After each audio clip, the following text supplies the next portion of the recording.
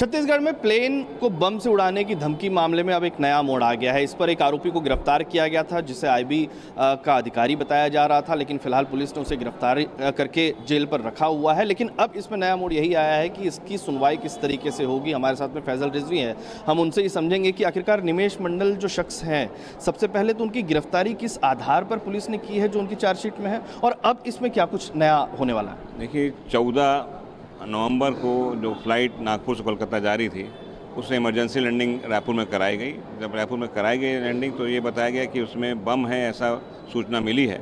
और जब उसको चेक किया गया उसमें बम नहीं मिला, तो निमेश मंडल जिसने इन्फॉर्मेशन दिया था, पुलिस रिमांड में ये आया है कि निमेश मंडल ने जो उसके मोबाइल में इनपुट आया था, वो इनपुट क्रू मेंबर को दिखाया, और क्रू मेंबर ने कैप्टन से बात करके, पायलट से बात करके, जो पायलट ने फिर डिसीजन लेके उसको रायपुर करीब था तो रायपुर में इमरजेंसी लैंडिंग कराई है।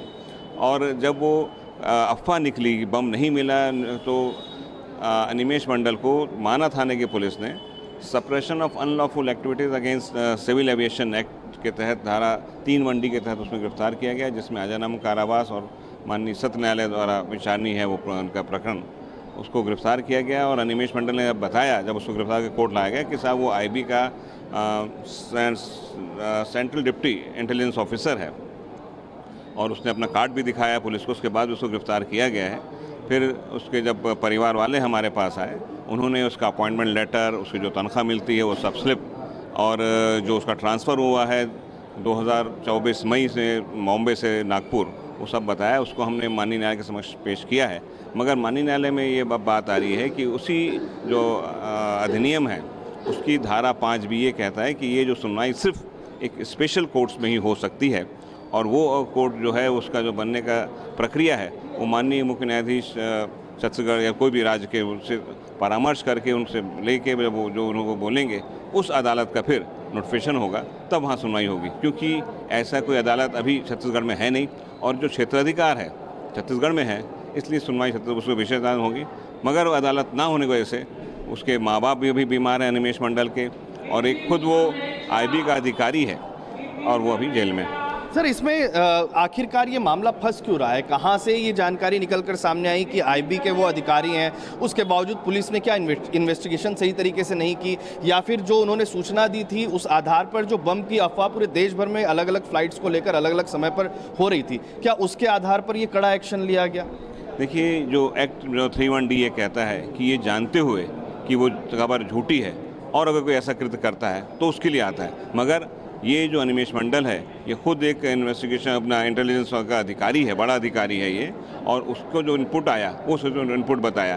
क्योंकि देखिए, ऐसा है कि अगर अफवाह होती, अगर सच हो जाता तब क्या होता? अगर सच में हो जाता तो उसके पास जो इनपुट आया है वो एक केंद्र सरकार का कर्मचारी है और एक जिम्मेदार पोस्ट में है, जिनको उसका फ़र्ज़ ही है कि जो भी ऐसा तरह का उसको इन्फॉर्मेशन मिले, उसको सक्षम अधिकारी के पास उसको मुहैया कराया उसको खबर को। तो उसने जो अपना फ़र्ज़ निभाया है, और उसके कार्य की शैली में यही आता है कि उसको जो भी ऐसी इन्फॉर्मेशन है वो बताए, और उसने बताया है। उसके बाद अब ये जेल में है, अब देखने आगे क्या होता है। सर, तो क्या कहना चाह रहे हैं कि जो उच्च अधिकारी थे, उनका डिपार्टमेंट था, क्योंकि काम ऐसा ही होता है आईबी का, वो उन्होंने उनको भी जानकारी दी और उसके बाद ये जानकारी पुलिस के पास भी थी, तो कहीं कोऑर्डिनेशन में कमी आ गई, आप ये कह रहे हैं? जो निमेश मंडल ने मुझे बताया है कि उसने पुलिस को बताया कि भाई मैं आईबी का अधिकारी हूँ और ये मेरा कार्ड है, आप मेरे पूछ लें, मेरे अधिकारियों से, मेरे ऑफिस से पूछ लें, ऑफिस का नंबर दिया। मगर मेरे ख्याल उसका कहना है, जो निमेश मंडल ने मुझे बताया, कि पुलिस ने कोई इस तरह में तफ्तीश नहीं करी कि आईबी का अधिकारी या नहीं है, और उसको गिरफ्तार करके पेश कर दिया। अब इस मामले में सुनवाई अगर कोर्ट यहाँ पर नहीं है तो आगे कितने लंबे समय पर या किस तरीके से होगा? देखिए, क्योंकि कोर्ट नहीं है, सुनवाई नहीं होगी, तो उसको न्याय नहीं मिल पाएगा।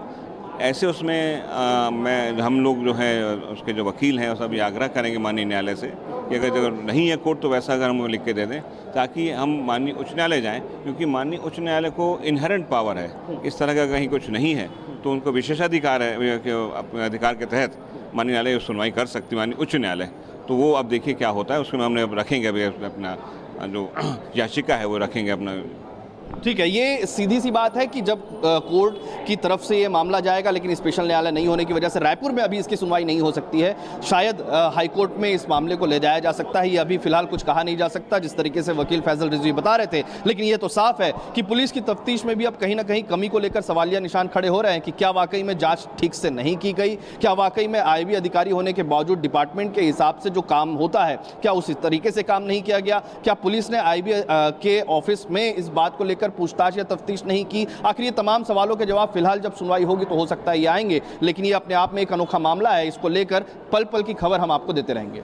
TV9 के लिए अमित मिश्रा।